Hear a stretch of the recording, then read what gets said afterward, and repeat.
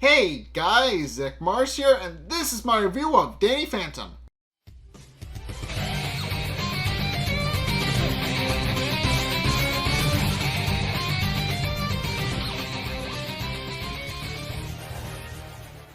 Okay, so this episode, Box Up Fury, is, being perfectly honest, probably my favorite episode. So, here's the thing about Box Up Fury. Not only does it tap into, Greek mythology, which on its own introduces a lot of lore things that we'll get into, but this episode is the episode where the Box Ghost finally graduates from minor joke villain to major antagonist after 3 seasons of being the punching bag. And ultimately, that's where the episode starts, with the Box Ghost practicing his beware in a field inside the ghost zone, when suddenly he sees Walker's goons places down a series of wanted posters, and they're about what you would expect, but also interestingly we see a couple of Danny's more recent villains as well as Wolf, and of course the Box Ghost is looking through all the wanted posters, and he's a little bit, well, as we'll put it, disgusted that the bounties are so high for ghosts that he believes to be beneath him, as to put it mildly. And essentially, he notes that it's 1 million for Wolf, who he refers to as an overgrown canine, and 2 million for Undergrowth, who he points out is just some stupid plant, and 3 million for some overgrown cloud, which is Vortex, implying that he got out again after Danny dropped him off at the observance tower. But it's at this point where the Box Ghost points out that all of these ghosts pale in comparison to him, the great and almighty Box Ghost, because he believes that, because he's curious if these kinds of guys can get a bounty for essentially the Box Ghost doesn't realize that these guys that 2 of the 3 are world-ending threats by themselves. But he does wonder what the glorious Box Ghost, with his mastery over corrugated cardboard and the occasional piece of bubble wrap, would possibly get for a bounty. At which point, a 4th wanted poster blows into his face, and he unravels it unwraps to discover that it's not only his own bounty, but he also discovers that not only is he not wanted, but his bounty is about $2.50.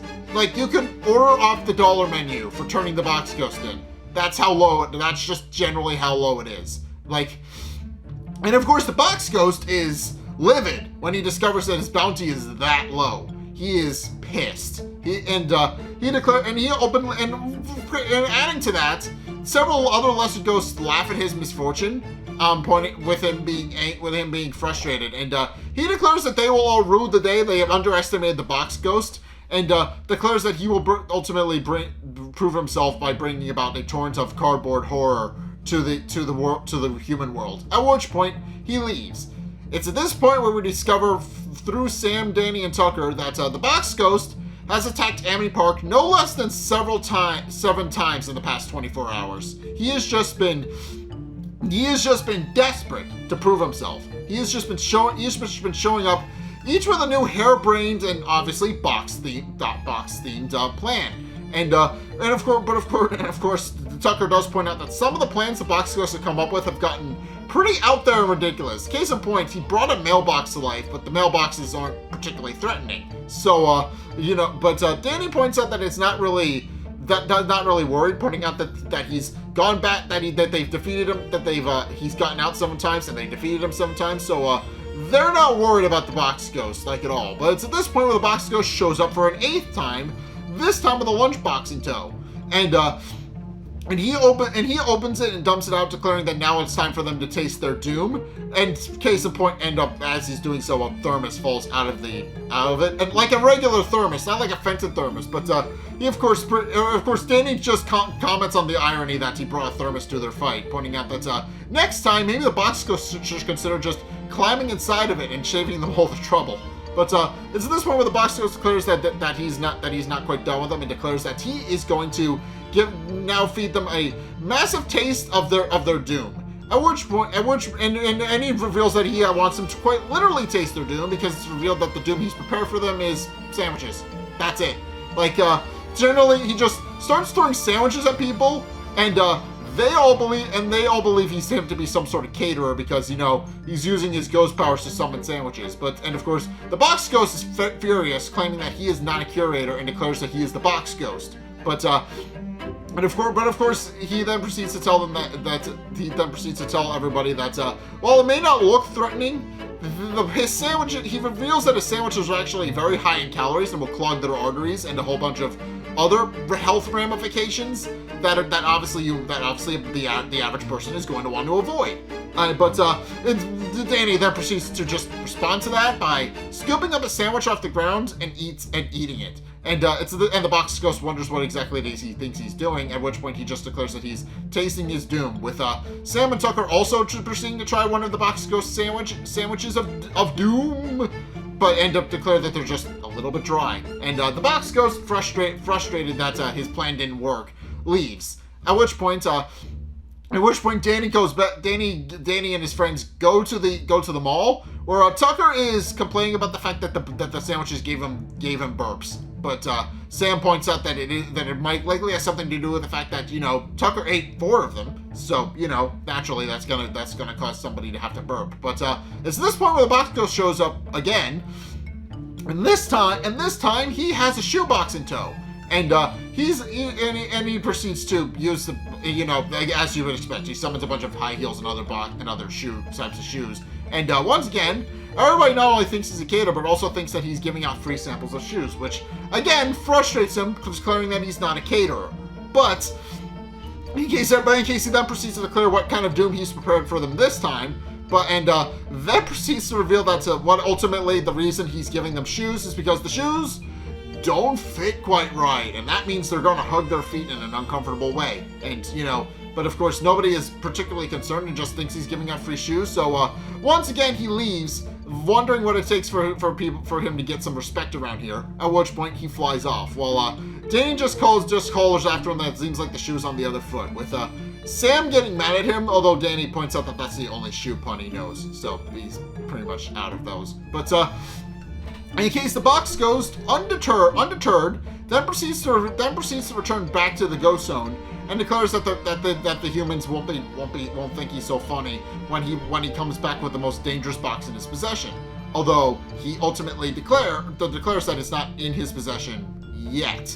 At which point, and this is something I have said, the box ghost, what makes the box ghost potentially dangerous is not necessarily boxes themselves, but what's inside of them. And also, there's a couple of other myriad of other powers that I've found out the box ghost has that he ultimately doesn't take much advantage of. Like, he can matter surf on boxes. Like, he has a cool power, he just doesn't use it right. Like, I'll admit that. Like, it's comical, of course, but he could apply himself and actually use his power in an interesting way. He just doesn't. But again, remember what I said. Depends on what's inside the box that counts. And sure enough, he proceeds to fly off to a Greek Acropolis to steal the most dangerous box of them all, Pandora's box. And of course, he proclaims that those in his trade have dreamt of such a dangerous package, claiming that it contains the most horrifying evils mankind has ever imagined, and declares that with its power, he could very easily become one of the most feared enemies in all the Ghost Zone. And of course, he then proceeds to steal it, which wakes up the guard dog Cerberus that's watching it, and also we find out that Pandora herself is aware that somebody is trying to steal her box, but we don't actually see her right away. But of course, the box ghost then proceeds to tuck the Pandora's box under his arm and flees to Skulker's Island, where also alerting a ghost with multiple eyes, who I believe is supposed to be Argus from Greek myths. I'm pretty sure. But he lands on it and is giddy about his new box that he just stole. Well, but it's of course because he landed on Skulker's Island. Skulker shows up and seeing that the box ghost is stolen from Pandora, remarks that was not very wise. And but of course, it's this point where the box ghost declares that that is ultimately Skulker is the one who's not wise for not bowing to him. At which point he opens Pandora's box to release a unicorn, which of course initially isn't very threatening, and of course Skulker jokes about how he's not going to bow to the box ghost, pointing out that the box ghost isn't usually very threatening, so he's like Really? Bow to you? You're not that terrifying, man. But, of course, this causes the box ghost to become very angry, and he starts glowing red. And he declares that ultimately he's sick and tired of everybody underestimating him, and that ultimately if nobody's going to take him seriously, then he is going to rain doom down upon them with his new box, which of course causes Skulker to comment that the box ghost almost sounds terrifying with the way he put it. But with the box ghost becoming giddy about the fact that he actually sounds like a real threat now. But in case it's at this point where the unicorn the box ghost summons transforms into a more monstrous version of a unicorn, which then proceeds to attack and chase Skulker around his island. And ultimately happy about the fact that his new box works, he then goes to Amity Park, and once again, we find out that Danny and his friends are currently attending a picnic with Danny's family, and Maddie tells her son to come and eat by them. But what we find out is that Jack is currently trying to cook, and he accidentally blows up the grill. So Danny remarks that they'll be a lot safer over where they, they'll just be generally a lot safer away from where the grill is while his dad is trying to cook. But it's in any case at this point where the box ghost once again shows up. And Danny is, of course, initially not very concerned, pointing out that he's wondering what the box ghost wants now. But then Sam's eyes widen when she sees what the box ghost has. She sees that he's holding Pandora's box, and of course, Danny is not entirely sure what's going on, and asks what Pandora's box is. But Sam proceeds to explain that Pandora's box is a box that contains all evil. And she admits that while she didn't believe, she knew it was a popular legend, but didn't think that the box itself was actually real.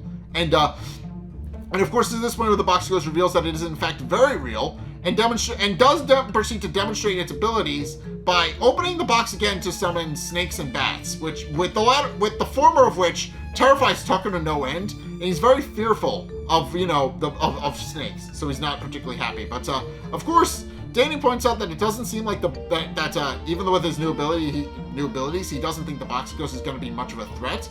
But it is at this point where Danny proceeds to turn into his ghost mode and tries to attack the box ghost, but quickly discovers that the box ghost, because of Pandora's box, is considerably a lot more of a threat. He is able to summon various things to just attack Danny and keep him on his toes. Case in point, he summons a Pegasus to fight Danny with, and Sam initially believes that the Pegasus isn't much of a threat, pulling out her book that she reveals that she has on Greek myths and other things, and which she apparently bought at some point, and explains that it's not that ultimately she doesn't think it'll be threatening because it's a Pegasus. But it's at this point where the Pegasus proceeds to breathe fire, and Danny remarks that it seems like she's not as well read as she thought she was. But it's at this point where the box ghost proceeds to ride the Pegasus, and ultimately declares that it seems there's a new sheriff in town. At which point he remarks that it's time to summon a new deputy. At which point he summons a Hydra, which is probably the most threatening thing he summons from the box. It's just this big rampaging threat that just charges through everything and starts destroying the city. And the box ghost is very giddy, but also becomes a lot more menacing and a lot more threatening every time the box is opened. And Tucker does note that the box ghost seems to be a lot more threatening now, with Sam concluding that the box seems to be imbuing the box ghost with its evil. He is getting progressively more evil and more dangerous every time the box is opened. So, and of course, realizing they need to figure out a way to get the box away from it. They need to figure out a way to get the box away from him. While the box ghost is currently in the process of tabulating his new bounty and all of the things he's summoning to wonder how much of a threat he'll wind up being, and what his new bounty ultimately will be being. Very giddy about the fact, very giddy about the fact that he's actually doing evil. He's happy about the fact that he's being taken seriously for once. But of course, Danny quickly realizes that most likely the only way to deal with Danny and to deal with the box ghost is to find Pandora and and ask her for her help to get the box away from the box ghost. So since he's quickly realizing that he's not going to be able to pose much of a threat on his own, Danny leaves, but Sam gives him the guide so that he can, figure out all the legends about Pandora and how to actually find her. And of course does insist that does tell him that it's her only copy, and tells Danny to be careful with it. And of course Danny remarks that it'll be fine and that he'll be back soon. He promises. At which point he leaves for the ghost zone, while Jack and Maddie proceed to lead Sam and Tucker up in a fight against all the various monsters and other things that the box ghost is summoning from Pandora's box. And with Jack proclaiming that he's finally happy because he's been carrying a bag of s'mores around in his jacket, and also he and his family go to fight the Hydra as well. And the funny thing is that Sam, like Jazz and Maddie both have a fun quip relating to their weapons. Jazz tells it to taste her firepower instead, while of course Maddie proceeds to just to use her own weapon, and then there's just Jack who merely just jumps out of the van with his own weapon and declares that he doesn't have a clever quip. So it is a fun rule of threes joke with Jack. But in any case, he does declare that he's happy because he finally has validation for carrying around s'more supplies in his pocket. And of course he then proceeds to arm Sam and Tucker, who proceed to help him fight the box ghost and all the monsters he's summoning. And while we also find out that the box ghost is wound up on the evening news because, obviously, and what they point out is that it seems that the news people have pointed out that he seems to be a ghost with an inferiority complex, raining down doom upon them, which is funny and accurate. But in any case, meanwhile, Danny is using Sam's guidebook to actually try and figure out where he can find Pandora when he sees Skulker being attacked by unicorns. As like they've seemingly multiplied since we last saw him. But of course, Danny, realizing that he understands unicorns and how to deal with them, immediately saves Skulker, who is being attacked, and his weapons and jetpack are being damaged. And Skulker does thank Danny for his help, but also admits that he won't tell anybody about it if Danny doesn't tell him. But and of course Danny agrees. At which point Danny hides Skulker in a hidey hole. And while Skulker just comments that he doesn't understand why people like unicorns, pointing out that they're a lot more terrifying than people realize. But ultimately, after Danny winds up hiding Skulker in a place where he'll be safe, Skulker then proceeds to help Danny by telling him that the best way to find how to find Pandora, claiming that if Danny follows the beasts he'll eventually come across Pandora's home in the Greek Acropolis, which of course Danny thanks him for the advice and does exactly what Skulker asked him to do. He follows the unicorns back home, where he discovers a massive maze, which he then proceeds to navigate, and discovers that it's guarded by minotaurs, centaurs, and cyclopses. And of course, Danny has no idea how to actually deal with any of those initially, because he doesn't know what they are, but he does use his cryokinesis to kind of knock the centaur off his feet. He just fights his way through the maze before eventually arriving at Pandora's doorstep and knocking on the door. And of course he knocks on the door and asks if Pandora is home, at which point Pandora herself opens the door and demands to know who's asking. At which point he proceeds to tell Pandora that very sheepishly, I imagine, but he proceeds to remark that he found her box, which causes her to give him a look of interest. At which point, the box ghost is still very much terrorizing Amity Park, and of course Sam and they're trying to fight off against the Hydra, which isn't going as well. But while the box ghost is again very giddy because he reveals that. Ultimately, he's very happy, pointing out that his box is indeed raining doom and is definitely going to boost his reputation in the ghost zone. But it's at this point where he hears Pandora's voice ring out, demanding pointing out that it's not his box. Which he of course becomes very concerned when he realizes that Pandora has arrived to take the box back. But and of course she demands that it's her box and that he's going to pay dearly for stealing it. But what we quickly discover is that the box ghost has become a lot more powerful, to the point where he's able to use ghost rays, an ability he did not have before.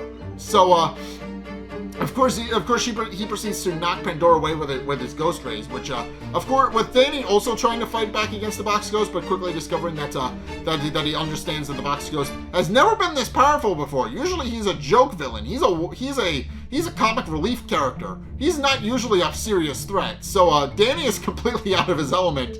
He openly admits that, and Pandora points out that. And she wishes she wouldn't have to rely on Danny to get her box back, but admits that desperate times do call for desperate measures, and that she'll need his help. And Danny agrees, but also warns her that he's not very well read.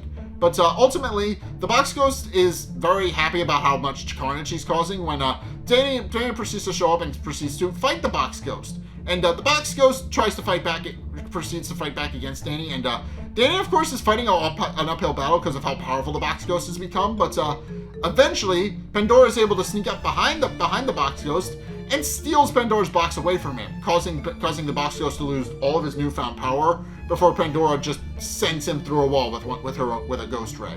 And of course now happy that her box is now back in her possession, Pandora remarks that she's just very visibly upset about the fact that somebody used her box for evil, which catches Sam off guard when she hears that and wonders what exactly she's talking about. And of course, it's revealed that Pandora, despite her established temper in this episode, is actually a benevolent ghost who has been using Pandora's box to contain the world's evil rather than unleash it. And of course admits that ultimately it was the Box Ghost who used it for evil. He opened it and let all the evil out.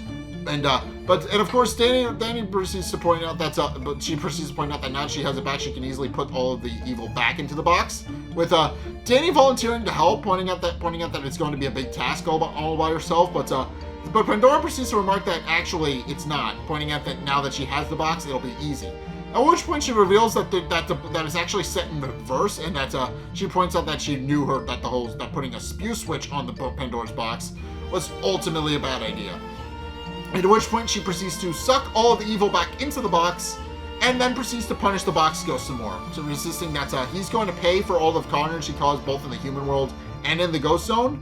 And then proceeds to make him apologize, with the Box Ghost just adding a "beware my apology," which is just.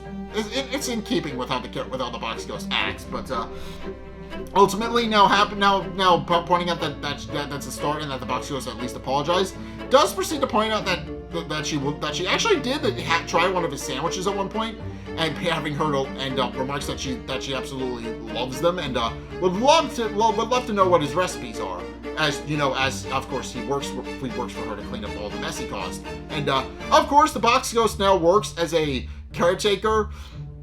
That's the what is he now works as a caretaker at Pandora's Greek Acropolis, but and while he's very much works hard to make up for all the damage he caused, he does temporarily become very happy because he finds out that not only has his bounty gone up to $50, from dollar menu to use video game, but still better than what he had, but now minor ghosts actually fear the Box Ghost, which makes him very happy. But of course, at this point where Pandora insists that he gets back to work, while Danny hands him a rake and tells him to beware, which he does remark is fun to say as the Box Ghost gets back to work. But obviously this episode's fun for a lot of reasons. First and foremost, Greek mythology, always one of my favorite things to discuss. And I should mention, this does open up a couple of things, because what's interesting about that implication is that and this is applied by several other interviews that Butch Hartman has done since the series has ended, but it is kind of interesting because when you look at the Ghost Zone as a whole, it is very much an analog for the Greek afterlife, which is interesting. Like, you've got Greek gods and deities who are living in the world of Danny Phantom, which I should mention is very interesting. They're obviously ghosts, but more like divine spirits, which I do find interesting. But and then it's very similar to the Greek afterlife, there's even a couple of locations we don't see in the show that are very similar, that tie in directly to the Greek afterlife, claiming such as a place where it's rumored that pain does not exist, which is very similar to Elysium in the Greek afterlife. you know, there's a couple of similarities between the Greek afterlife and the ghost zone. Is something it's just in general my point.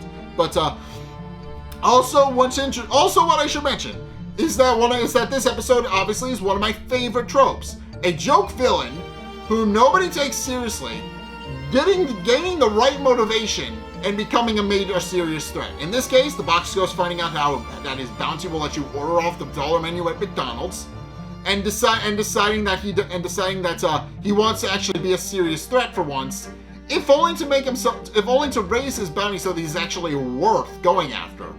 And he ultimately wins, because he does succeed in raising his bounty in the end. He ultimately succeeds in his end goal. I do like that, but yeah. Also, I guess the episode just goes to show, don't take joke villains for granted, because even if given the right motivation, they can become a serious threat, and that is essentially what the episode is. So overall, that winds up being my favorite episode, because they finally gave the box ghost his day in the sun. And there was a bunch of Greek mythology in his episode as well, which I always like. But in any case, yeah, that's going to do it for today's review. What did you guys think? Let's get a discussion going in the comment section down below, or over on my Discord server, link in the description. Anyway, thank you guys so much for watching. If you enjoyed, be sure to like, comment, and subscribe. Also, be sure to follow me on Twitter in the description below. Be sure to check out my Patreon in the description below as well if you want to help support me. It's only a couple bucks a month. It does really help me out, and I would appreciate that. Also, be sure to go and check out my Discord. Link is down in the description as per always. Please go check those out. And I do want to try and do more. I've recorded those. I've done one already at this point. But I want to do more watch-alongs per month. So definitely let me know what kind of movies you want to see, because that's something I want to try and do more of more regularly. I would very much appreciate your help with that. And also, be sure and go check out my Twitch. I stream Saturdays and Sundays. Please go check that out as well. I would appreciate that. And finally, if you want to see more content from me, then be sure to check out the videos linked in the playlist linked in the end screen. But still, the top playlist is the most recent playlist I've did of these Magus month, which was Magus XLR themed. Please go check that one out. Whereas the bottom video is the video that is the playlist recommended to you based on what you've already seen from me. So, in that particular context, Courage Month, which was Courage the Cowardly Dog, that was Halloween themed, and I would very much appreciate you check that one out, because I put a lot of work into that one as well. But in any case, yeah, thank you guys so much for watching.